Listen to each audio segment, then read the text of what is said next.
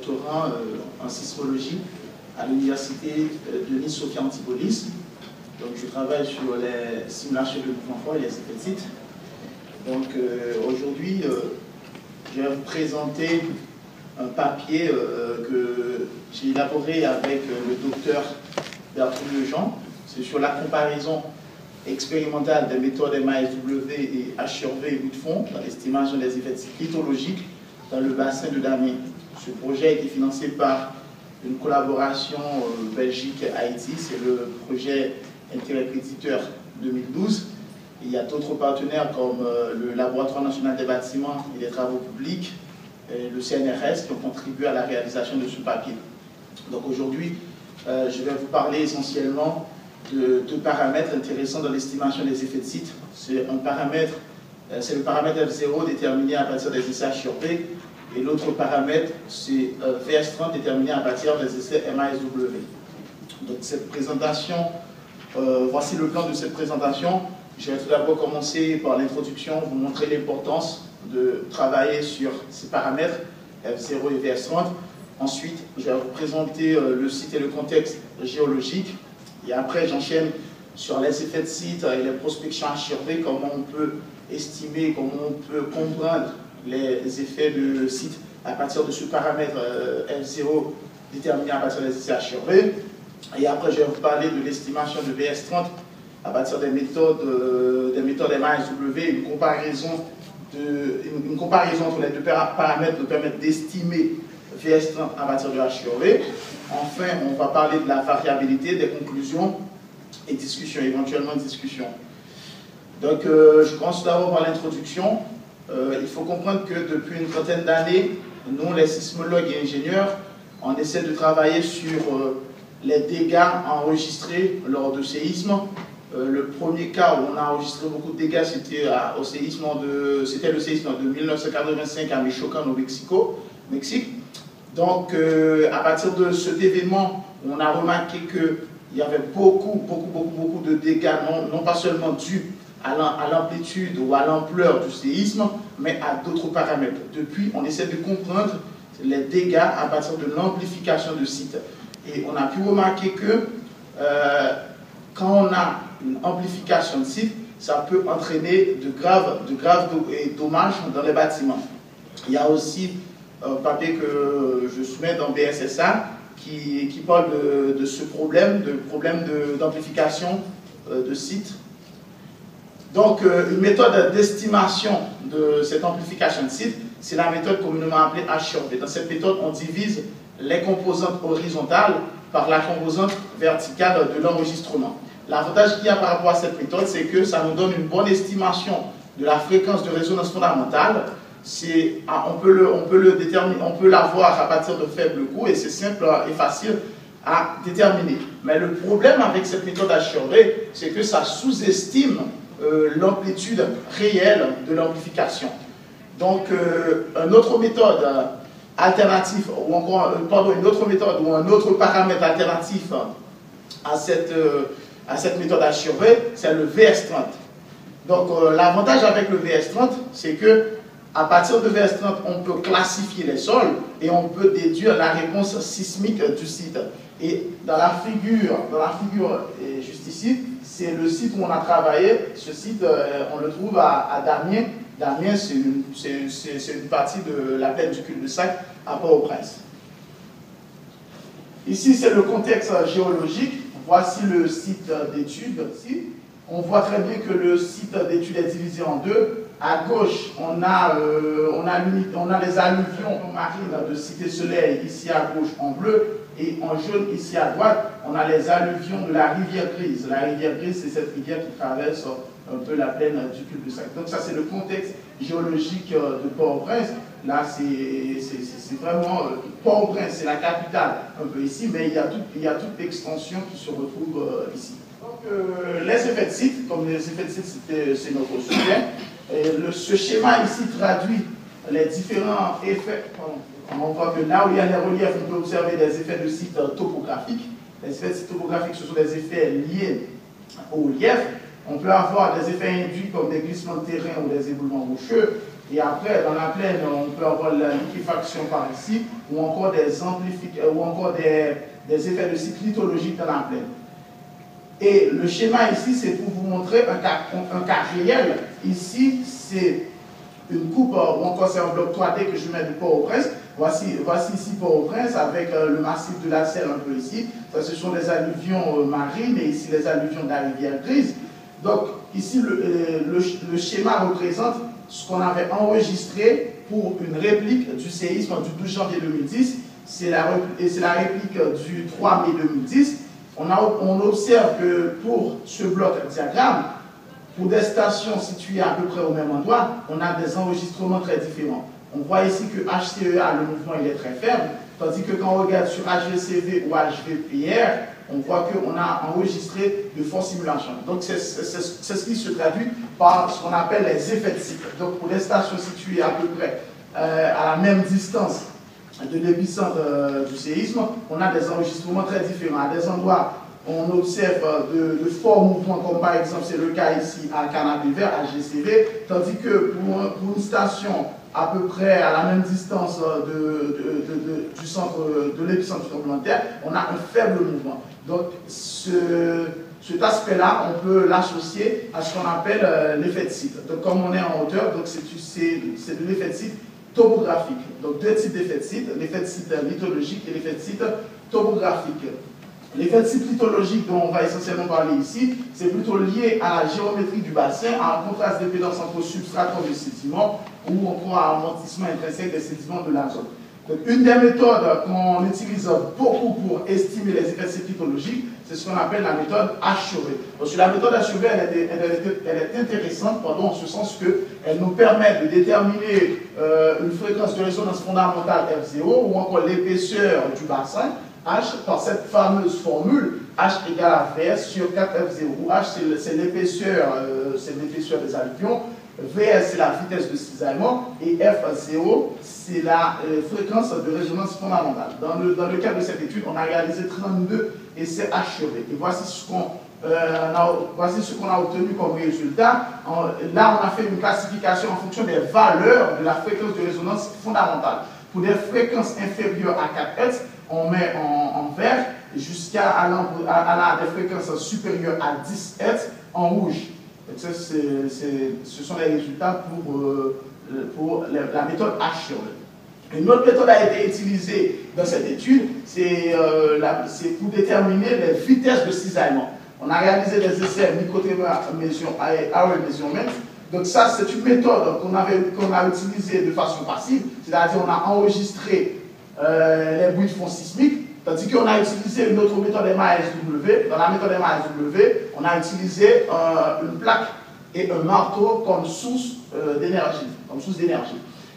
Donc, cette méthode, elle est intéressante. Elle est intéressante dans ce sens qu'elle nous donne un paramètre VS30, et le paramètre VS30, on l'utilise beaucoup dans les codes de calcul. Donc, à partir de ce paramètre, on peut estimer les réponses, ou encore la réponse des ça, c'est un exemple de ce qu'on obtient avec un essai MASW. Ici, c'est en profil de vitesse, où en abscisse, on a les vitesses de cisaillement, et en ordonnée, on a la profondeur. Et après, ça nous donne automatiquement ce qu'on appelle le VS30, parce que c'est la moyenne sur les 30 premiers mètres de la vitesse de cisaillement. On a aussi fait une classification. Voici ce qu'on obtient comme classification. En rouge, ce sont les classes, ce sont les sols ou encore les sites de classe D. Et en gris, c'est les sites de classe C. Donc la classe C, ça dépend du code utilisé, les codes de calcul. Mais généralement, nous, on utilise soit la BC ou le code 8. Ce sont pour C, c'est une vitesse de cisaillement à 30 mètres, c'est-à-dire VS30 comprise entre 360 et 700, entre 360 et 760 en gros. Et D, c'est inférieur à cette valeur 360. Là, j'ai comparé les deux paramètres que j'ai obtenus, c'est-à-dire le VS30 et H sur V. Donc, j'ai tracé pour chaque site les valeurs de VS30 et de F0. Pourquoi? C'est parce qu'on essaie de trouver une formule empirique. Pourquoi on essaie de faire tout ça? C'est parce qu'il n'est pas toujours possible de réaliser des essais H sur V, parce que H sur V, c'est une méthode où on applique dans des endroits tabulaires.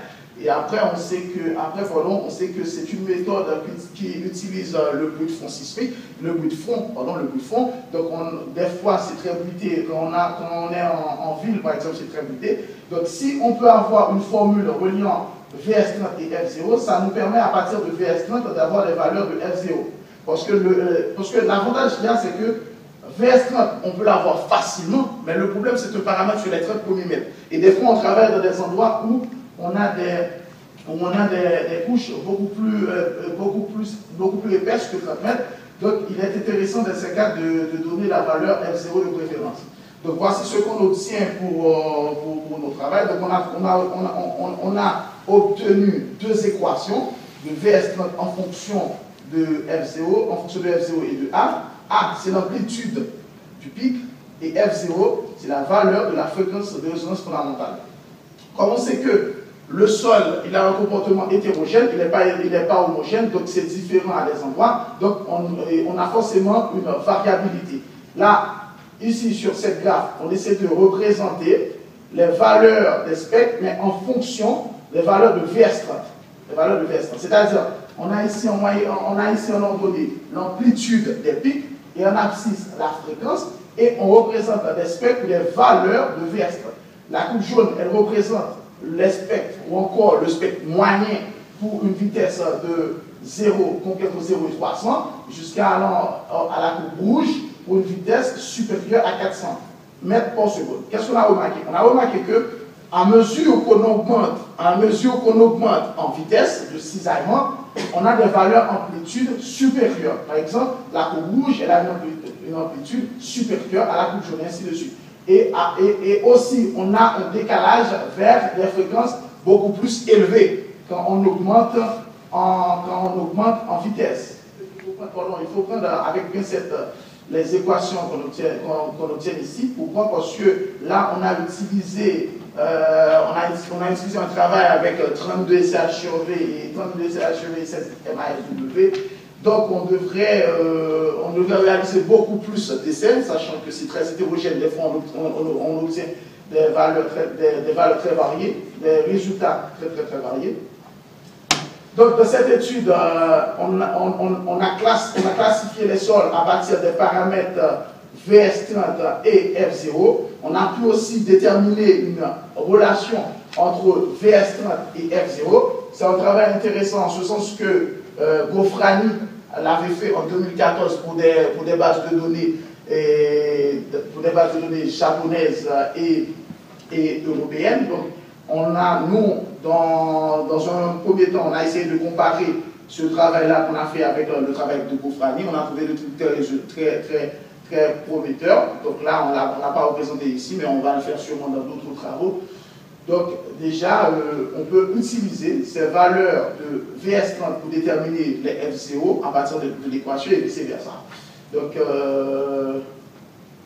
merci de votre attention et je tiens particulièrement à remercier les partenaires de ce travail. Merci encore.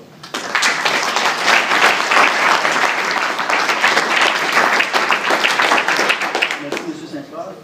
Est-ce qu'il y a des questions? Des questions? Is there any question? Personnellement, je voudrais savoir, normalement, tu as parlé dans le fond que ces corrélations-là sont utilisées, mais localement.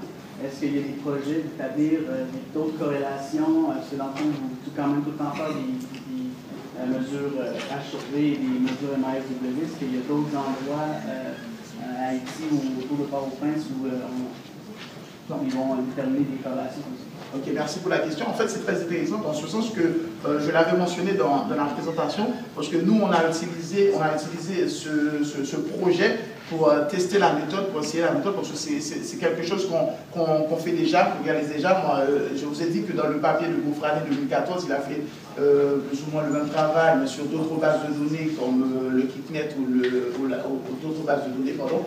Donc nous, là, on utilise pour d'avenir, mais on a un projet pour faire une extension de ce travail, c'est-à-dire essayer, à partir d'autres valeurs de HEV et de F0, d'essayer de comparer pour voir qu'est-ce qu'on trouve par rapport à nos équations ici. Est-ce qu'on peut valider ces équations sur Port-au-Prince ou est-ce qu'on va rester localement avec cette équation? Donc, on sait que je travaille dessus avec Bertrand Lejean, donc mon co-auteur, le co-auteur du papier.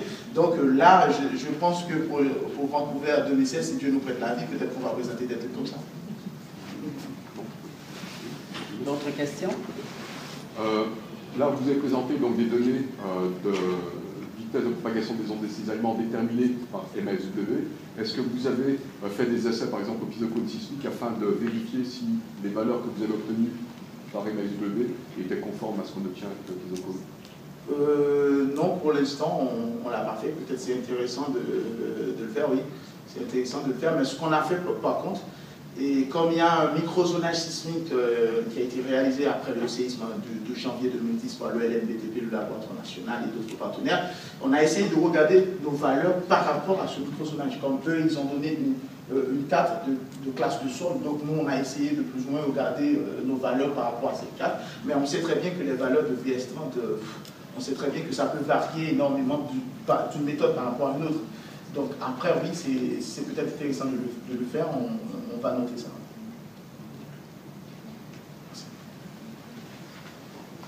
Any more questions? No? Okay, thank you. We will proceed to the last presentation. It will be